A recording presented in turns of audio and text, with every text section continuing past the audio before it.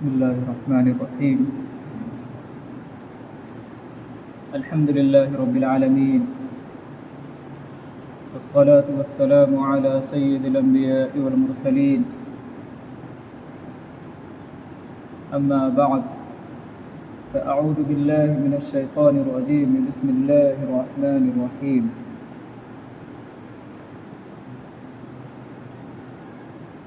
وأنتم الأعلون إن كنتم مؤمنين.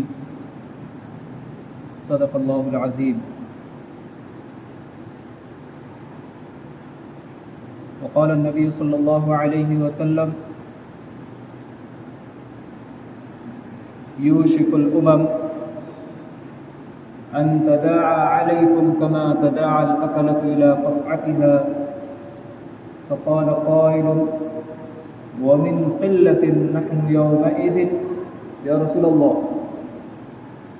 قال: بل أنتم يومئذ كثير ولكنكم غثاء كغثاء السيل، ولينزعن الله من صدور عدوكم المهابة منكم وليقذفن في قلوبكم الوهن. قالوا: يا رسول الله ما الوهن؟ فقال: حب الدنيا وكراهية الموت، أو كما قال عليه الصلاة والسلام. میرے محترم سامعین،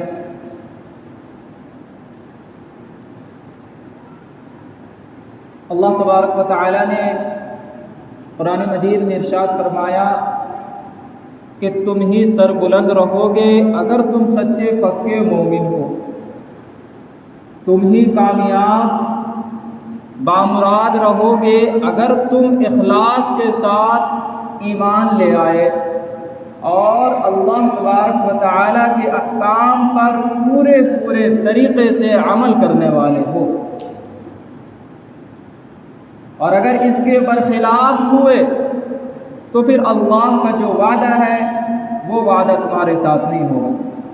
اللہ نے قرآن مجید میں ارشاد فرمایا اور اپنا وعدہ بیان کیا کہ ہمارا وعدہ ہے، ہمارا قول ہے وَأَنْتُمُ الْأَعْلَوْنَ، کہ تم ہی سربلند رہو گے۔ لیکن شرط کیا ہے؟ شرط یہ ہے ان تم مومنین، اگر تم سچے پکے مومن۔ آج ہم دیکھ کیا رہے ہیں کہ انسان آج مسلمان ہے، آج جدھر بھی نظر دوڑائیے مسلمانوں پہ ظلم و ستم ہو رہا ہے، مسلمان کمزور مخلوق الحال نظر آ رہے ہیں، ہر طرف سے مسلمانوں پر پریشانیاں نظر آتی ہوئی دکھ رہی ہیں۔ جدھر بھی آپ نظر دوڑائیے، ہندوستان میں نظر دوڑائیے، چاہے دوسرے ممالک میں نظر آپ دوڑائیں، وہاں بھی آپ کو مسلمان اچھے حال میں نظر نہیں آئیں گے۔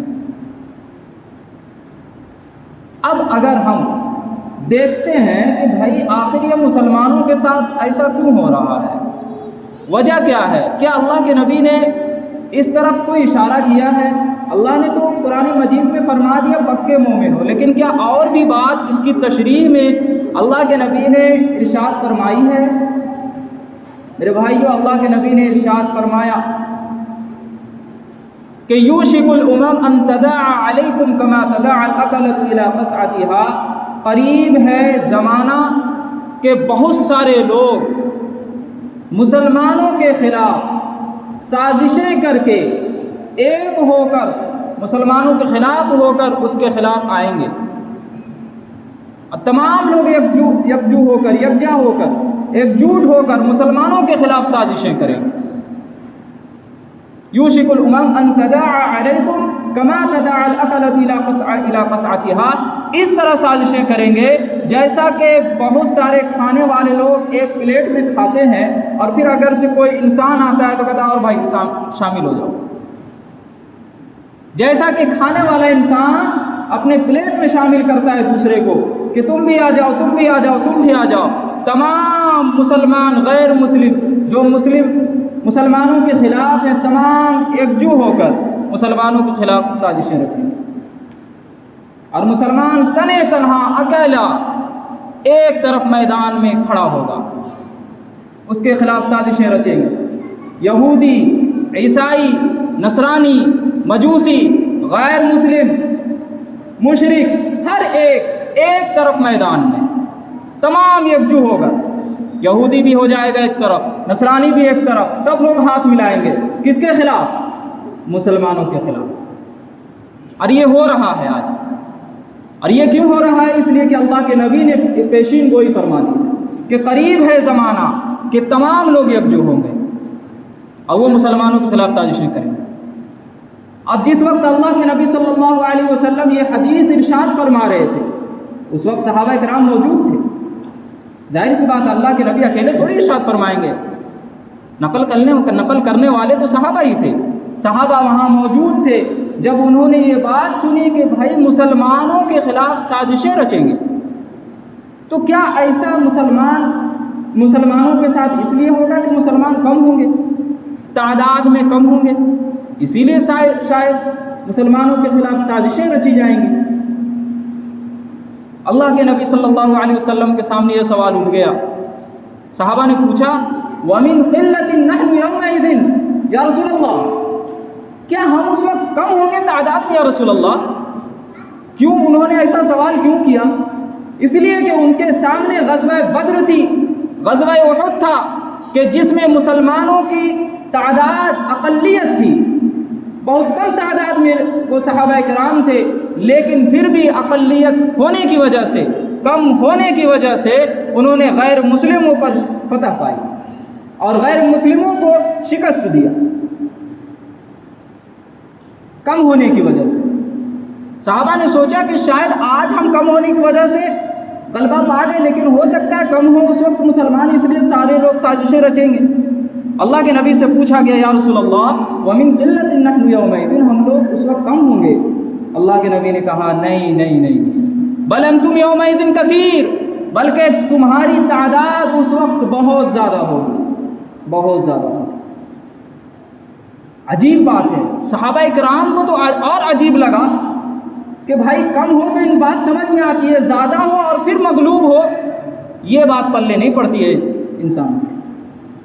زیادہ تو انسان غالب ہوتا ہے. تو اللہ کے نبی سے جب صحابہ نے پوچھا یا رسول اللہ بل انتم یومئذ کثیر, اللہ کے نبی نے فرمایا, صحابہ نے پوچھا اور پھر اللہ کے نبی نے کیا فرمایا کہ تم لوگ اس وقت زیادہ ہوگے.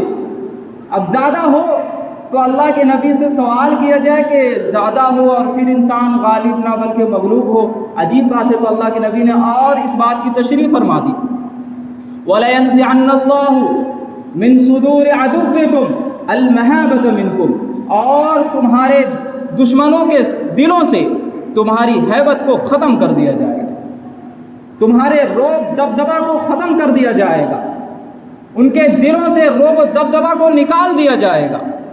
اللہ ان کے دلوں سے نکال دے گا, تمہاری کوئی ڈر نہیں, تمہاری کوئی ہیبت نہیں ان کے دلوں میں ہوگی.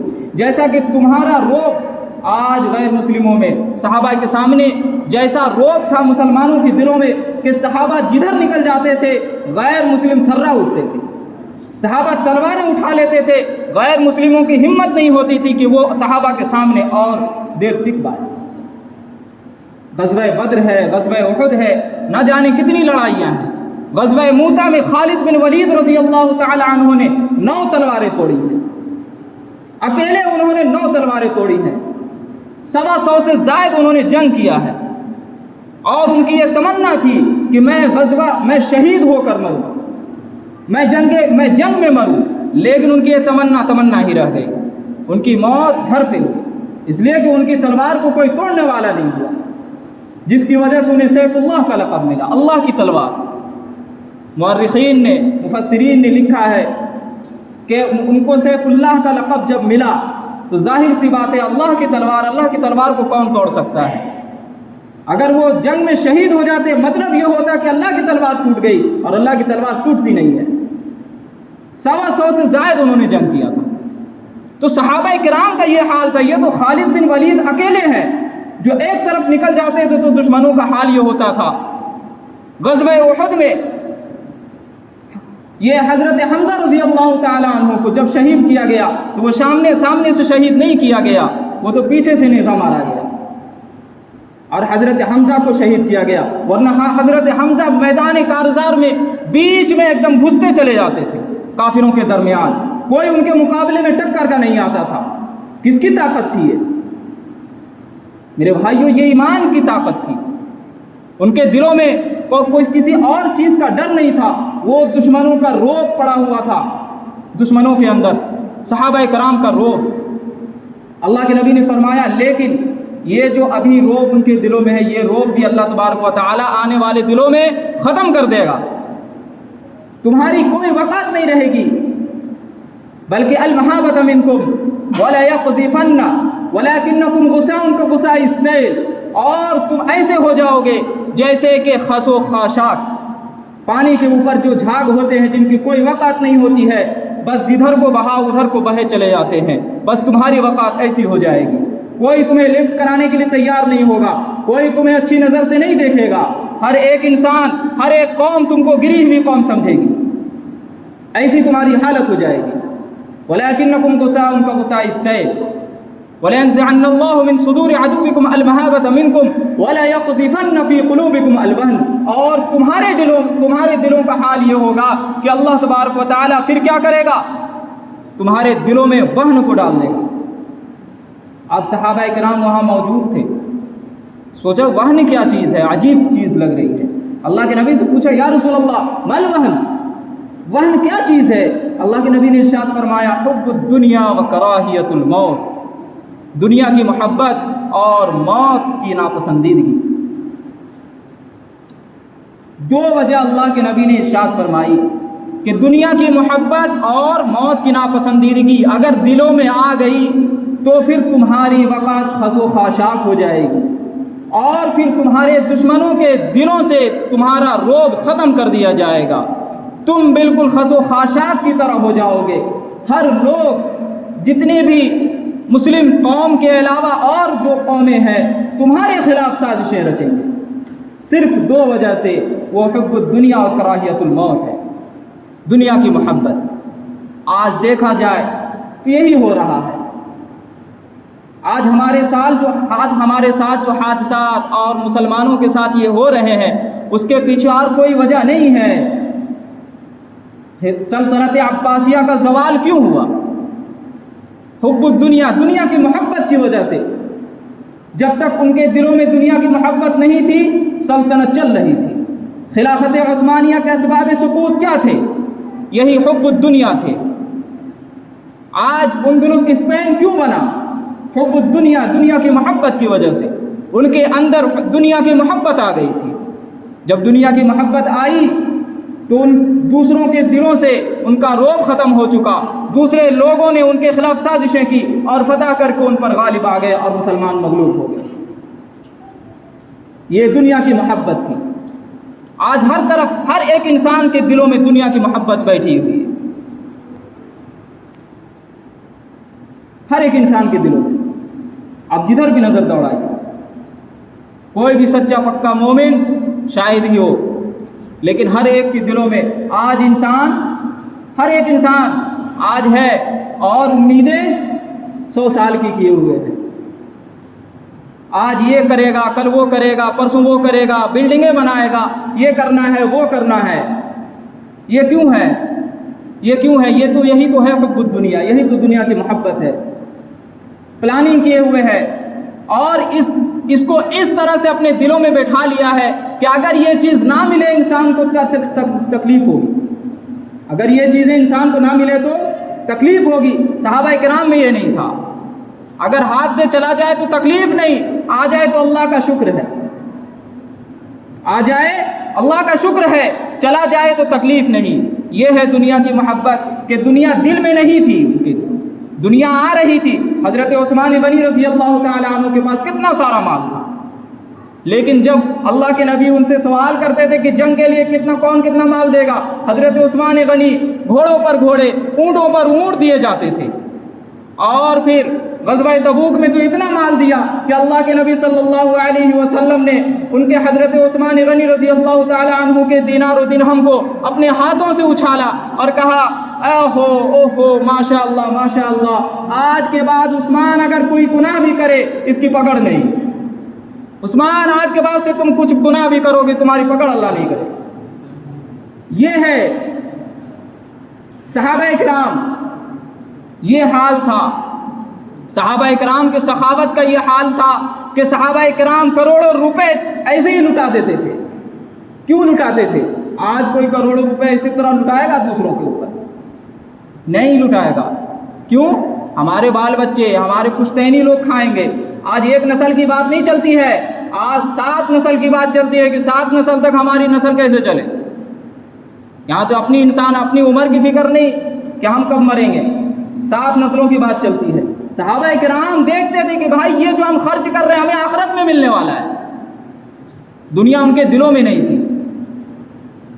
دنیا کی محبت ایسی ہونی چاہیے جیسے پانی پر کشتی ہوتی ہے، کہ کشتی پانی پر چل رہی ہے تب تک کشتی چل رہی ہے، جیسے ہی پانی اگر کشتی میں آ گئی کشتی ڈوب جائے۔ ایسے ہی دنیا کی مثال ہے، اگر آپ دنیا میں ہیں تو دنیا کی محبت اوپر رہے، آ رہی ہے بہت اچھی بات ہے، لیکن اگر دل میں آ گئی تو پھر آپ مغلوب ہو جائیں گے۔ حضرت سالم رحمۃ اللہ علیہ بہت بڑے بزرگ، حضرت عمر رضی اللہ تعالیٰ عنہ کے پوتے ہیں۔ ایک مرتبہ حج کرنے کے لیے گئے اور حج کے درمیان طواف کر رہے تھے کہ اسی درمیان میں بادشاہ وقت سے ملاقات ہو جاتی ہے۔ بادشاہ وقت بھی ان کی عزت کرتے تھے۔ انہوں نے غنیمت سمجھا اور کہا کہ حضرت کوئی درخواست ہو تو بتائیں، ہمیں خدمت کا موقع دے۔ حضرت سالم رحمۃ اللہ علیہ جو حضرت عمر رضی اللہ تعالیٰ عنہ کے پوتے ہیں، انہوں نے کہا کہ اللہ کے گھر میں، بیت اللہ کے گھر میں غیر اللہ سے سوال کرنا شرم کی بات ہے، اچھا نہیں لگتا ہے۔ یہ اللہ کا گھر ہے بیت اللہ، اور یہاں پہ تم سے سوال کروں، تم سے کچھ مانگوں، اچھا نہیں لگتا۔ انہوں نے کہا اچھا ٹھیک ہے، بیت اللہ کے باہر ہے نا۔ وہ پھر طواف کرنے لگے۔ حضرت سالم رحمۃ اللہ علیہ جب طواف کرنے کے بعد باہر آئے حرم سے باہر، تو حضرت سالم سے پھر ملاقات کیے وہ بادشاہ وقت، اور کہا حضرت اب تو بیت اللہ نہیں ہے یہاں، اب تو حرم سے باہر ہیں آپ، بتائیے کچھ ہمیں خدمت کا موقع دے۔ حضرت سالم رحمۃ اللہ علیہ نے پوچھا کہ یہ بتاؤ کہ دین سوال کروں یا دنیا؟ دین سوال کروں یا دنیا؟ تو وہ بادشاہ نے سوچا، اس بادشاہ نے سوچا کہ بھائی دین کے معاملے میں تو ہم ان کو کچھ نہیں دے سکتے ہیں، بھائی دین کے معاملے میں تو یہ ہم سے بھی بڑے ہیں، ان کے بارے میں کیا کہیں۔ انہوں نے کہا کہ دنیا ہی۔ کہا کہ حضرت دین کے بارے میں نہیں، دنیا کے بارے میں کچھ کر لیں جو ہمارے آپ کے لائق ہو۔ کہا کہ بھائی دنیا تو ہم نے دنیا بنانے والے سے نہیں مانگی، دنیا تو ہم نے دنیا بنانے والے سے نہیں مانگی، تو جو دنیا بنانے والے تم نہیں ہو اس سے میں دنیا کیسے مانگوں؟ میں نے تو دنیا بنانے والے سے، اللہ سے دنیا کو نہیں مانگا کہ یا اللہ مجھے یہ دے یہ دے یہ دے۔ تو بتاؤ تم جس کو اللہ نے بنایا ہے، میں تم سے دنیا کا سوال کیسے کروں؟ وہ ہشام بن عبد الملک، بادشاہ کا نام ہشام بن عبد الملک تھا۔ بادشاہ بس ایسے ہی چپ رہ گیا، اور پھر اس کے آگے حضرت کے سامنے ان کی کچھ نہیں چل پڑی۔ کہنے کا مقصد یہ ہے کہ حضرت سالم رحمۃ اللہ علیہ کے آگے بھی ہشام بن عبد الملک بادشاہ وقت نے جب کچھ بات رکھی کہ حضرت کچھ سوال کریں، کچھ مانگیں، کیا چاہیے آپ کو، سونا چاندی، محلات، رہنے کے لیے کچھ بھی بولیں، فرمائش کریں، آپ کے سامنے ایسے ہی ڈال دیں گے۔ حضرت نے کہا کہ نہیں بھائی، دنیا بنانے والے سے تو ہم نے یہ سوال کیا ہی نہیں، تم سے کیا کروں؟ مطلب کہ دنیا کی محبت نہیں ہے دل میں، مجھے تو آخرت کی تیاری کرنی ہے، آخرت کے لیے مجھے تیار ہونا ہے، یہ کیا دنیا رکھے ہو؟ تو میرے بھائیوں، کہنے کا مقصد یہ ہے کہ اگر آج ہمارے دلوں سے دنیا کی محبت چلی جائے گی تو پھر انسان غالب ہوگا، مسلمان غالب ہوگا، اور اگر انسان کے دلوں میں، مسلمانوں کے دلوں میں دنیا کی محبت رچ بس گئی تو انسان غالب نہیں، مغلوب ہو جائے گا۔ دعا کریں کہ اللہ تبارک و تعالیٰ ہمیں اور آپ کو سننے کے بعد سمجھنے کا اور اس پر عمل کی توفیق عطا فرمائے۔ وآخر دعوانا الحمدللہ رب العالمین۔